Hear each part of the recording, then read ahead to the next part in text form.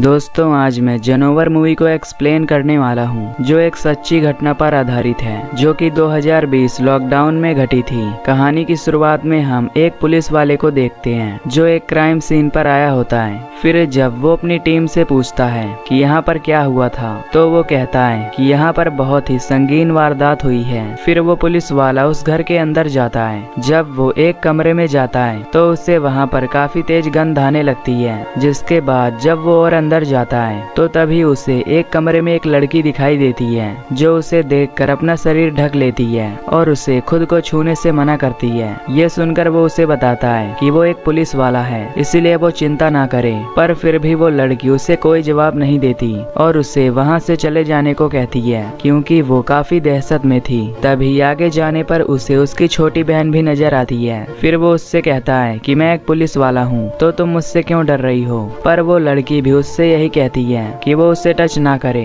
अब ये देखकर वो कंफ्यूज हो जाता है कि यहाँ पर हुआ क्या है। फिर जब वो बेडरूम में जाता है तो उसे वहाँ पर उन दोनों की माँ दिखती है जो उससे कहती है कि वो भगवान के लिए उसे छोड़ दे। अब ये देखकर वो पुलिस वाला काफी हैरान हो जाता है। फिर वो उस छोटी लड़की के पास जाता है और उससे पूछता है कि यहाँ पर हुआ क्या था। तभी वो लड़की उससे बताती है कि उसका नाम हॉरिन है और पिछली रात को उसका बर्थडे था। फिर हम उसके बर्थडे के एक दिन पहले का सीन देखते हैं जहां हॉरिन अपने भाई के पास जाती है जो कि बोल और सुन नहीं सकता था। इसके बाद वो अपनी माँ के पास जाती है और उनसे कहती है कि आज उसका बर्थडे है तो वो उसके लिए बड़ा सा केक लेकर आए। इस पर उसकी माँ कहती है कि तुम्हारा बर्थडे कल रात को 2:30 बजे मनाया जाएगा क्योंकि तुम 2:30 बजे ही पैदा हुई थी। अब रात में दोनों माँ बेटी बर्थडे की तैयारियां शुरू कर देती हैं। तभी उसकी माँ को उसके हस्बैंड का कॉल आता है जो कि जॉब के लिए मलेशिया गया हुआ था। वो उससे कहती है कि काश तुम भी यहाँ होते।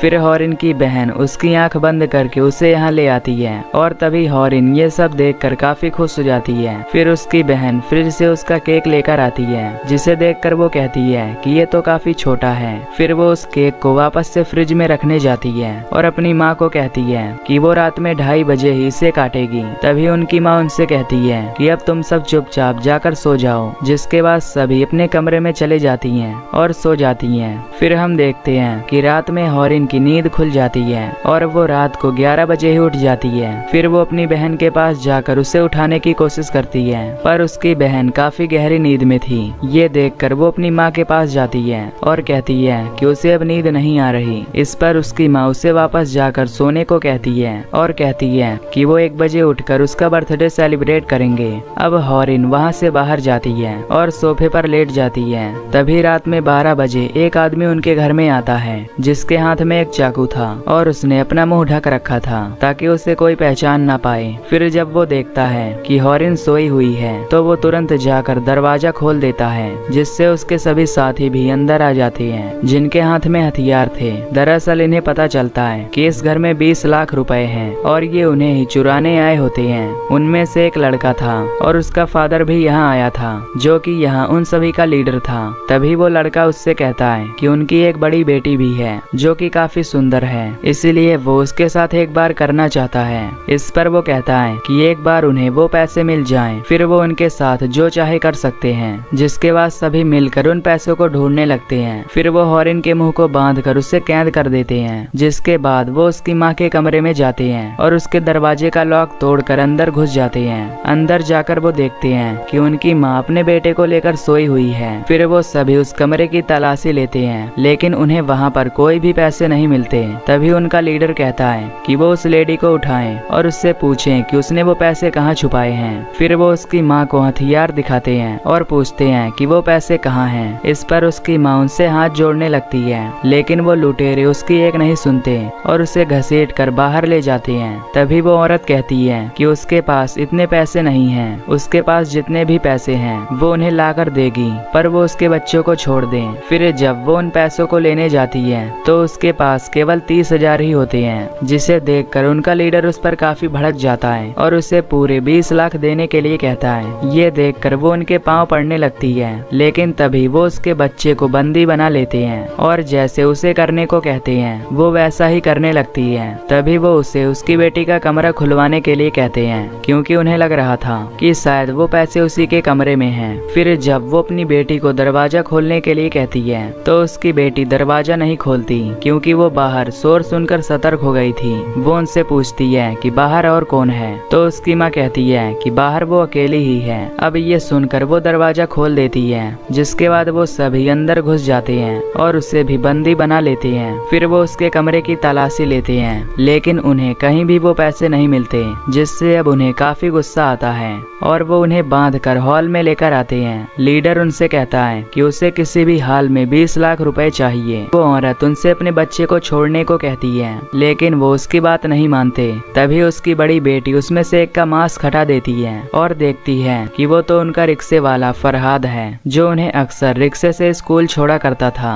ये देखकर वो औरत उसे पीटने लगती है और कहती है कि मैं तो तुम्हें एक अच्छा इंसान समझती थी, पर तुम तो एक दानव हो। तभी वो सभी भी अपने मुंह से पट्टी हटा देते हैं, जिसे देखकर वो पूरी फैमिली काफी हैरान हो जाती है, क्योंकि यहाँ पर जितने भी लोग थे वो सभी उनके घर के लिए ही काम करते थे और इन्होंने मिलकर इस घर को लूटने का प्लान बनाया था। पर यहाँ फरहाद का पिता काफी जिद्दी होता है, वो उसे कहीं से भी 20 लाख लेकर आने को कहता है। ये देखकर उनकी मदर घर में जाती है और अपने सारे ज्वेलरी लेकर आती है और उन्हें देकर कहती है कि अब तुम हमें छोड़कर यहाँ से चले जाओ, और वो पुलिस से इसके बारे में कुछ नहीं बताएगी। तभी फरहाद का पिता अपने एक साथी को डांटने लगता है, क्योंकि उसी ने इन्हें बताया था कि इस घर में 20 लाख रुपए हैं, जिस पर वो आदमी कहता है कि जब वो मैडम को रिक्शे से ले जा रहा था तो उसने उसे फोन पर बात करते हुए सुना था कि उसने घर में 20 लाख रुपए रखे हैं, पर अब पता नहीं उसने वो पैसे कहाँ रख दिए हैं। ये सुनकर वो औरत कहती है कि अगर मेरे पास इतने पैसे होते तो मैं तुम्हें दे देती,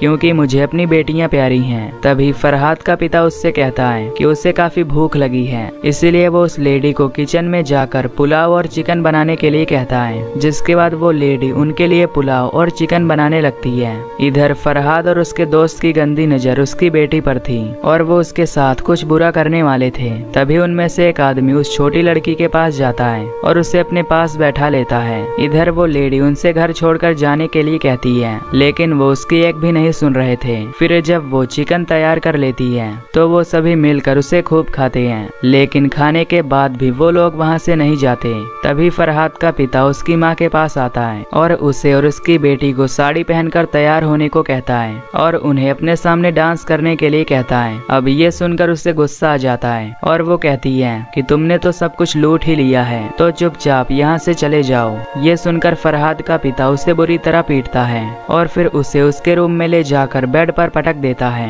फिर वो उसे एक साड़ी निकाल कर देता है और उसे जल्दी से तैयार होने को कहता है। फिर वो उन्हें जबरदस्ती वो साड़ी पहनवाते हैं और उनसे डांस करवाते हैं, जिसके बाद फरहाद का पिता उसकी माँ को अपने रूम में ले जाता है और वो सभी उसकी बहन को एक दूसरे रूम में ले जाते हैं, जिसके बाद वो एक एक करके उन सभी का शोषण करते हैं। तभी एक आदमी उस छोटी लड़की के पास आता है और उसे भी नहीं छोड़ता। अब प्रेजेंट में हम देखते हैं जहाँ वो पुलिस वाला ये सारी घटना सुनकर काफी हैरान होता है। फिर वो हॉल में जाकर सिगरेट पीने लगता है ताकि उसका स्ट्रेस कम हो सके। तभी वहाँ पर उसका साथी आता है और उससे कहता है कि यहाँ पर 4 फैमिली मेंबर थे, जिनमें से एक अभी लापता है।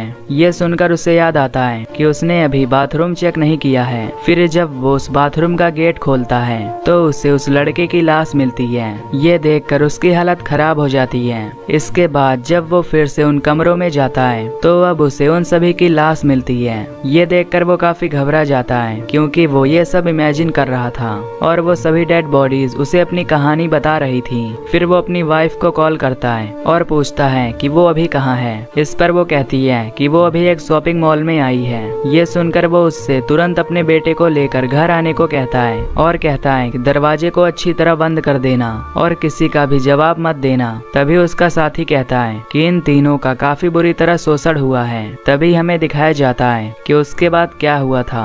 इन तीनों ने मिलकर उनका बुरी तरह शोषण किया। तभी फरहाद का पिता उनसे कहता है कि अब इससे बचने का केवल एक ही रास्ता है, उन्हें इन लोगों को जान से मारना होगा, नहीं तो ये पुलिस को सब कुछ बता देंगे। ये सुनकर वो सभी हैरान हो जाते हैं और कहते हैं कि वो मर्डर नहीं कर सकते, पर फरहाद का पिता उन सभी को फोर्स करता है। जिसके बाद वो उस लेडी के रूम में जाते हैं और उसका गला काट कर उसे मार डालते हैं। फिर वो उसकी बेटी के रूम में जाते हैं और वो उसका भी गला काट देते हैं। तभी फरहाद का पिता उस आदमी को उस छोटी बच्ची को निपटाने के लिए कहता है, जिसके बाद वो आदमी जाकर उस लड़की का भी गला काट कर उसे जान से मार डालता है। इसके बाद वो कहते हैं कि अब उन्हें यहाँ से चलना चाहिए, लेकिन तभी फरहाद का पिता कहता है कि उन्हें उस छोटे लड़के को भी मारना होगा क्योंकि वो कोई भी सबूत नहीं छोड़ सकते।